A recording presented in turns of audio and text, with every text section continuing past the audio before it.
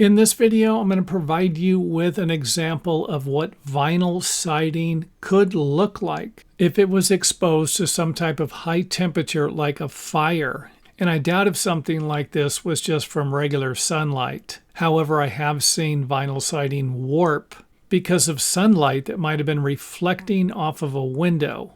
However, I don't think that's what happened here. I think there was a fire on the inside of the house, and the temperatures from that fire actually caused this damage. Now, I'm not 100% sure because this isn't my photograph, bringing me back to the reason why I made the video in the first place. Before you install any product on your house, you should be aware of some of the problems that could be created if there is an interior fire, or if you're going to be dealing with extremely high temperatures. Now, I'd also like to throw in the fact that you could have problems with a lot of products if you're dealing with extremely low temperatures also.